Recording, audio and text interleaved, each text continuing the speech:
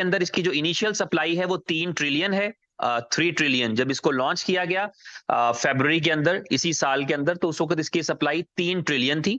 और इसका जो टारगेट है वो है मैक्सिमम सप्लाई का 20 बिलियन का, 20 बिलियन का, कि 20 बिलियन तक जो है वो इसकी सप्लाई को लाया जाएगा। किस तरह लाया जाएगा? बर्न करके। बर्निंग एक कॉन्सेप्ट है जिसके अंदर आपकी ब्लॉकचेन के ऊपर से कुछ कॉइन जो है वो आपकी सप्लाई में से निकल जाते हैं, बर्न हो जाते हैं, नाकाबिले इस्तेमाल हो जाते हैं। उसका एक टेक्निकल फॉर्मूला होता है जिसको फॉलो करते हुए आपके कॉइन बर्न हो जाते हैं। तो इसके अंदर जो BLOVE टोकन है, इसके अंदर जो बर्निंग है वो 10% एवरी मंथ है। 10% की बर्निंग की जाती है हर महीने। हर महीने 10% सप्लाई बर्न हो जाती है। तो कॉन्टिन्यूसली ये बर्निंग का कॉन्सेप्ट जो है वो फॉलो हो रहा है। नेक्स्ट बर्निंग भी आजकल में एक्सपेक्टेड है, जो उसकी डेट है शायद आज या कल के अंदर बर्निंग हो जाएगी। तो बर्निंग करते करते जो है ये सप्लाई जो है वो बर्न होती चली गई। 3 ट्रिलियन से ये 300 बिलियन बर्न हुए पहली बर्निंग पे, तो 2.7 ट्रिलियन रह गए थे। फिर 270 बिलियन बर्न हुए तो 2.43 ट्रिलियन रह गए थे। फिर 243 बिलियन हुए बर्न हुए तो फिर 2.19 रह गए थे। फिर 219 बिलियन जो थे वो बर्न हुए तो बकाया 1.91 ट्रिलियन शायद रह गए थे। और अभी इस बर्निंग के बाद 1.7 ट्रिलियन इस टाइप की कोई सिचुएशन रह जाएगी।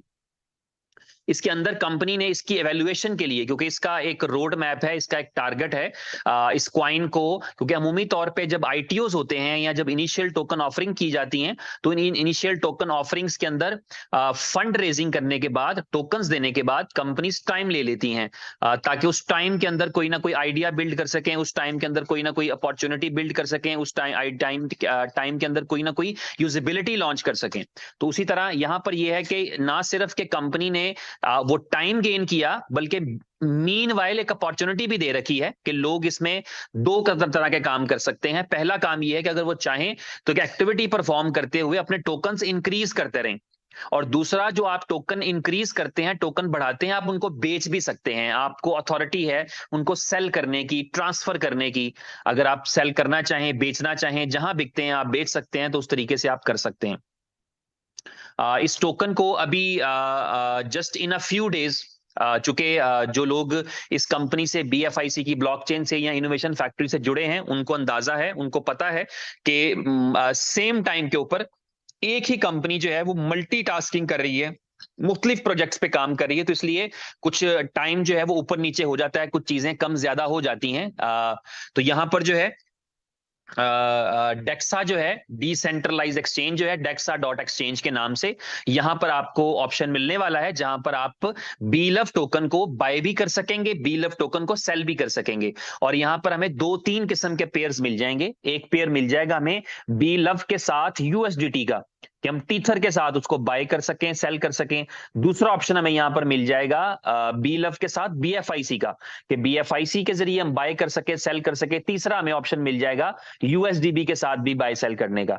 तो ये तीनों एसेट्स हमें कहीं ना कहीं चाहिए भी होते हैं, यानी हमें USDB की भी जरूरत रहती है इसी इकोसिस्टम के अंदर, हमें मल्टीपल दूसरे जो है एसेट्स उनकी भी जरूरत रहती है। तो इसलिए जो 3 पेयर्स हैं एटलीस्ट, वो हमें यहाँ पर देखने को मिलेंगे, जिनकी मदद से जो है वो हम जिनको स्वैपिंग कर पाएंगे।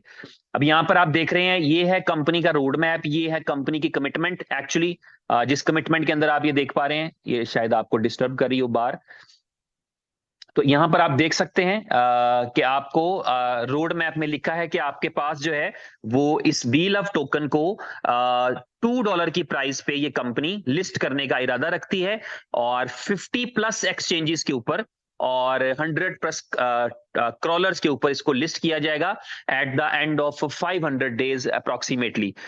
और अगर आप इसकी डेट से, इसकी लॉन्चिंग डेट से 500 दिन को जेहन में रखें, तो मैं आपको एक आइडिया की तरफ आपकी तवज्जो दिलाना चाहूंगा, जो बहुत सारे लोगों के शायद इल्म में है या नहीं है। जो जिसे हम क्रिप्टो का बुल रन कहते हैं, उसका एक कॉन्सेप्ट है जो 99% अभी तक ठीक चल रहा है। वो कॉन्सेप्ट ये कहता है कि बिटकॉइन जो है, चूंकि मार्केट लीडर है, तो उसके हिसाब से चीजें चलती हैं क्रिप्टो मार्केट के अंदर।